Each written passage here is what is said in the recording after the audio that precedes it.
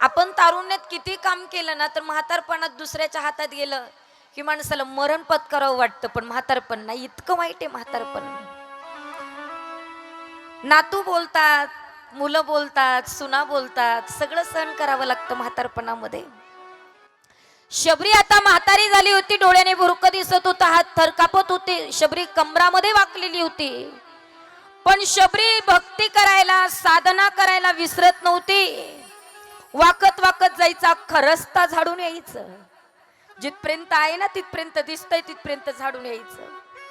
रोज बोरा गवळ करून ठेवायची माऊली.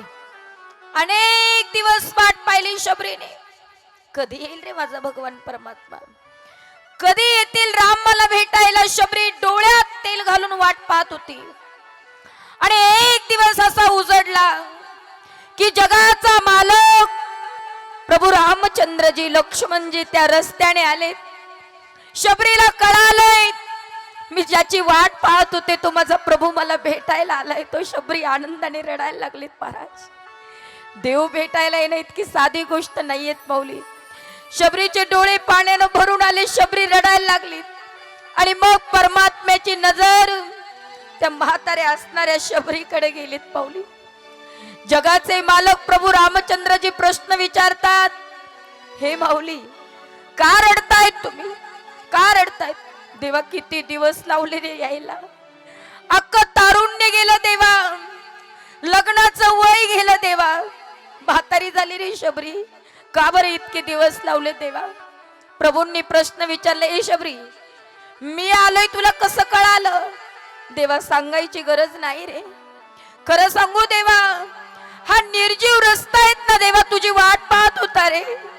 या निर्जीव रस्त्यावर तू पाऊल ठेवले आणि मला एका सेकंदात कळालं माझा प्रभू मला भेटण्याकरता आला.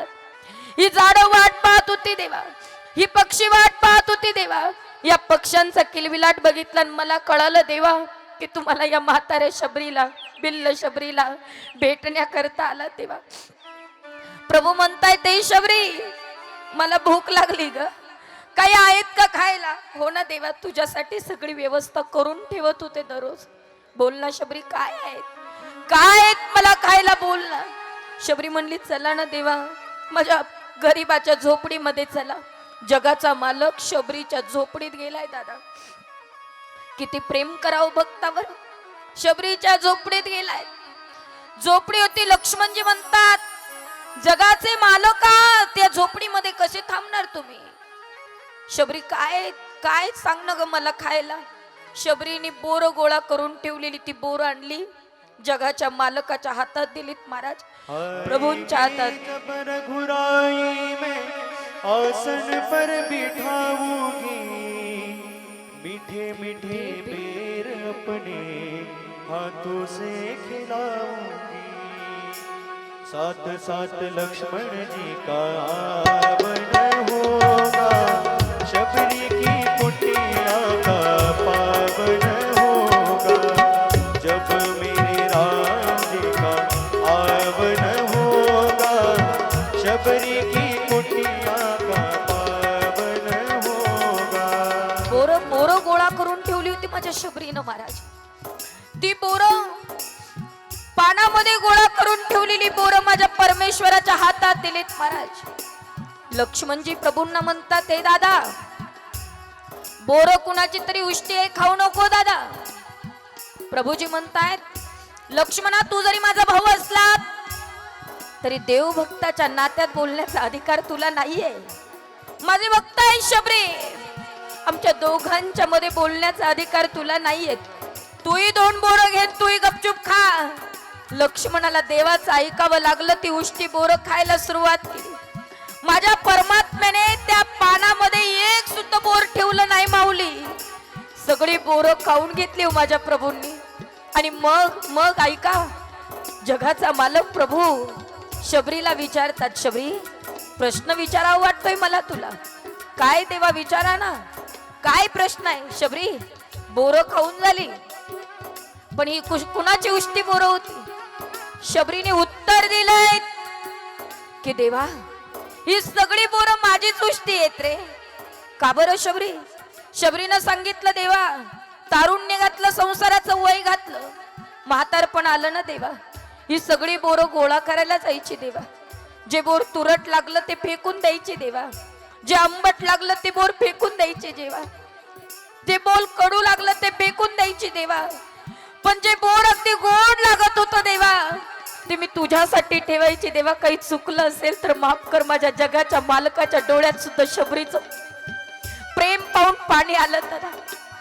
जगाचा मालक सुद्धा माझ्या शबरीसाठी रडायला लागला. तो हे शबरी इतकं प्रेम करते माझ्यावर, इतकं प्रेम करते. काय लागतं सांग ना शबरी तुला माझ्याकडनं. शबरीनं सांगितलं देवा, मागण्याकरता नव्हती वाट पाहत. बोल ना शबरी तुला काय पाहिजे. शबरीनं सांगितलं देवा, द्यावं वाटतंय ना देवा तुम्हाला, द्यावं वाटतंय देवा, तर एकच काम करा देवा.